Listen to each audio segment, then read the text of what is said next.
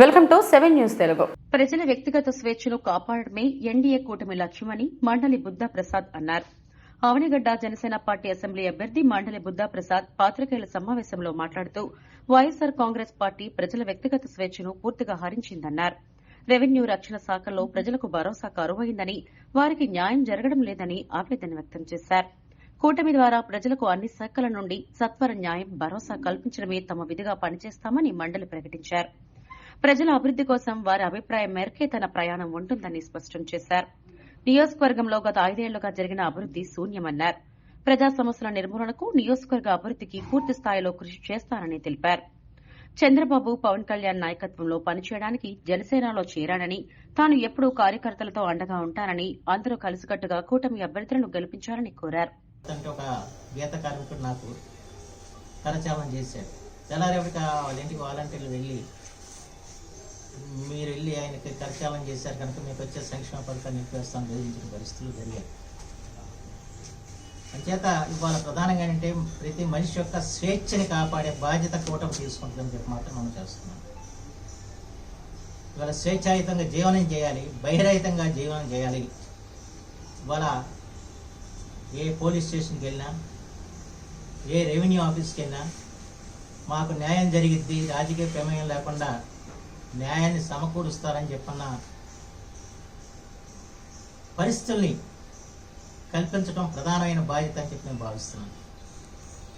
ఎట్లాగో సంక్షేమం, అభివృద్ధి కార్యక్రమాలు జరుగుతూ ఉంటాయి, కానీ మనిషి యొక్క ఆత్మ గౌరవాన్ని నిలపాల్సిన బాధ్యత ఉంది. మనిషి భయరహితంగా జీవించే పరిస్థితులు రావాల్సి ఉంది. ప్రతి ఒక్కరికి కూడా రక్షణ బాధ్యతల్ని వహించడానికి ఈ రోజున కూటమి సంసిద్ధంగా ఉందని చెప్పి మాత్రం మీ అందరికీ మనం చేస్తున్నాం. ఇందులో అవనిగడ్డ నియోజకవర్గంలో మేము వాళ్ళ ధర్మబద్ధమైన పరిపాలన రావటానికి, ప్రతి ఒక్కరు కూడా స్వేచ్ఛగా మాట్లాడటానికి, సంచరించడానికి, అలాగే ప్రతి ఒక్క అధికారి కూడా న్యాయాన్ని చట్టాన్ని అనుసరించి పాలన చేయటానికి తప్పనిసరిగా ఈ నియోజకవర్గంలో ప్రజాప్రతినిధిగా ఎన్నికైన తీసుకునే మొట్టమొదటి చర్య అని చెప్పి మాత్రం మనం చేస్తున్నాం. అంతే వాళ్ళ ప్రజల యొక్క అభిప్రాయాలన్నీ కూడా అందరికీ తెలిసిన విషయమే. వాళ్ళ ప్రజలే నా ప్రధానమైన వారు. ప్రజల అభిప్రాయాలకు అనుగుణంగానే నేను నడుచుకుంటానని చెప్పడం మీ అందరికీ నేను మనం చేస్తున్నాను.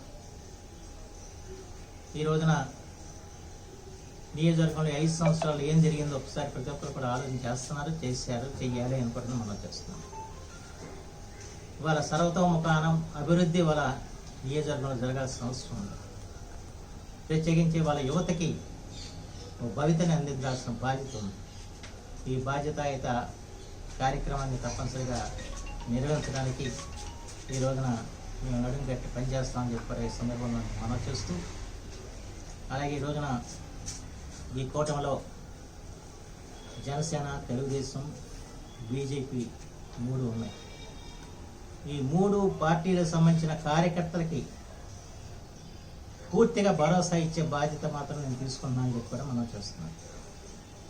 ఇప్పుడు ఏ పార్టీలో ఉన్నా, కాంగ్రెస్ పార్టీలో దాదాపు 12 సంవత్సరాలు నేను జిల్లా పార్టీ అధ్యక్షుడిగా పనిచేసి, ఆ తర్వాత తెలుగుదేశం పార్టీలో గత 10 సంవత్సరాలుగా పనిచేస్తూ వచ్చా.